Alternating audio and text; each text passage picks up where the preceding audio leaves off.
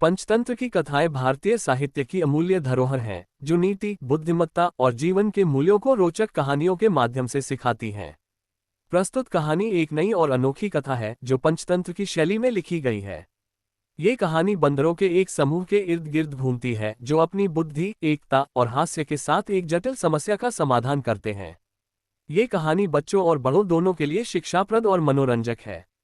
कहानी की शुरुआत किसी घने जंगल में, जहां विशाल वृक्षों की छांव में रंग बिरंगे पक्षी चहचहाते थे और झरनों की मधुर ध्वनि गूंजती थी, एक विशाल बरगद का पेड़ था। इस पेड़ की शाखाएं इतनी घनी और फैली हुई थीं कि वहां सैकड़ों बंदरों का एक समुदाय रहता था। इस समुदाय का मुखिया था बुद्धिमान बंदर, जिसका नाम था मंगल। मंगल न केवल अपनी बुद्धि के लिए प्रसिद्ध था, बल्कि उसका हास्यबोध और दयालु स्वभाव भी उसे सभी का प्रिय बनाता था। एक दिन जंगल में अजीब सी हलचल मच गई। पास के गांव से खबर आई कि एक भयानक राक्षस जंगल की ओर बढ़ रहा है। गांव वाले कहते थे कि यह राक्षस पेड़ों को उखाड़ देता है, नदियों को सुखा देता है और जो भी उसके सामने आता है उसे डरा देता है। बंदरों के समुदाय में ये खबर आग की तरह फैल गई। छोटे बड़े सभी बंदर डर के मारे इधर उधर भागने लगे। कोई पेड़ की ऊंची शाखाओं पर चढ़ गया तो कोई गुफाओं में छिप गया। मंगल ने देखा कि उसका समुदाय भयभीत हो रहा है। उसने तुरंत एक सभा बुलाई। बरगद के पेड़ की सबसे मोटी शाखा पर सारे बंदर इकट्ठा हुए। मंगल ने अपनी गहरी आवाज में कहा, मेरे प्यारे भाइयों और बहनों, डरने से कोई समाधान नहीं निकलता। हमें मिलकर इस राक्षस का सामना करना होगा। लेकिन पहले हमें ये समझना होगा कि यह राक्षस है क्या और यह हमसे चाहता क्या है। राक्षस का रहस्य। मंगल ने अपने सबसे भरोसेमंद दोस्त चतुर नाम के बंदर को गांव की ओर भेजा ताकि वह राक्षस के बारे में सही जानकारी ला सके। चतुर एक चालाक और तेज तर्रार बंदर था जो अपनी फुर्ती और जासूसी कौशल के लिए जाना जाता था। वह चुपके से गांव की ओर निकल पड़ा। गांव पहुंचकर चतुर ने देखा कि लोग सचमुच डरे हुए थे। वह एक बूढ़े किसान के पास गया जो अपनी झोपड़ी के बाहर बैठा था। चतुर ने अपनी मासूम आंखों से किसान को देखा और पूछा, बाबा, ये राक्षस कैसा है? क्या वह सचमुच इतना भयानक है? बूढ़ा किसान हंसा और बोला, अरे छोटे बंदर, यह कोई असली राक्षस नहीं है। यह तो एक नया यंत्र है जो गांव वाले जंगल में लाए हैं। वह पेड़ काटने और जमीन समतल करने के लिए है, लेकिन उसकी आवाज इतनी तेज है और वह इतनी तेजी से काम करता है कि लोग उसे राक्षस कहने लगे। चतुर ने यह सुना और तुरंत जंगल लौट आया। उसने मंगल को सारी बात बताई। मंगल ने गहरी सांस ली और बोला, तो यह कोई राक्षस नहीं बल्कि मनुष्यों का बनाया एक यंत्र है। लेकिन अगर यह जंगल में आएगा तो हमारे पेड़ और घर खतरे में पड़ जाएंगे। हमें इसे रोकना होगा। योजना का निर्माण। मंगल ने फिर से सभा बुलाई। इस बार उसने अपने समुदाय को समझाया, हमें डरने की जरूरत नहीं है। ये यंत्र भले ही शक्तिशाली हो, लेकिन हमारी बुद्धि और एकता उससे कहीं बड़ी है। हमें एक ऐसी योजना बनानी होगी जिससे हम इस यंत्र को जंगल में आने से रोक सकें।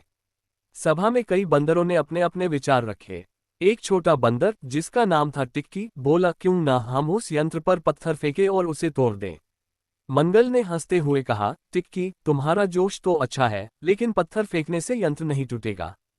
हमें कुछ और चतुराई भरा करना होगा। तभी एक बूढ़ा बंदर, जिसे सब नाना कहते थे, खड़ा हुआ। उसने कहा, मैंने सुना है कि मनुष्य अपने यंत्रों को बहुत सावधानी से चलाते हैं। अगर हम उनके यंत्र को थोड़ा सा भी गड़बड़ कर दें तो वे उसे ठीक करने में समय लगाएंगे। हमें उनके यंत्र के पास जाना होगा और कुछ ऐसा करना होगा कि वह काम करना बंद कर दे। मंगल को यह विचार पसंद आया। उसने चतुर, टिक्की और कुछ अन्य बंदरों को एक दल में शामिल किया। उसने कहा, हमारी योजना यह है कि हम रात के अंधेरे में उस यंत्र के पास जाएंगे और उसे बेकार कर देंगे। लेकिन हमें सावधान रहना होगा क्योंकि मनुष्य हमें देख सकते हैं। योजना का कार्यान्वयन। रात होने पर बंदरों का दल चुपके से गांव की ओर बढ़ा। चतुर ने रास्ते में सभी को हिदायत दी कि कोई शोर न करे।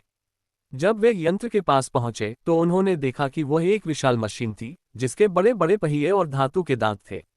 वह रात में रुकी हुई थी और पास में कोई मनुष्य नहीं था। चतुर ने यंत्र का मुआयना किया और देखा कि उसमें कई तार और पाइप थे।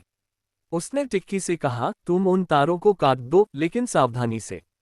टिक्की ने अपनी छोटी छोटी उंगलियों से तारों को उलझा दिया और कुछ को काट दिया। दूसरी ओर मंगल और अन्य बंदरों ने यंत्र के पहियों में कीचड़ और पत्तियां भर दी ताकि वह आसानी से न चल सके। जब काम पूरा हो गया तो बंदर चुपके से जंगल लौट आए। अगले दिन जब मनुष्य यंत्र को चलाने आए तो वह खराब हो चुका था। वे हैरान होकर एक दूसरे से बात करने लगे। एक ने कहा, यह तो रात में किसी ने खराब कर दिया। शायद कोई जानवर था। दूसरे ने कहा, हमें इसे ठीक करने में कई दिन लगेंगे। तब तक जंगल में काम रोकना होगा।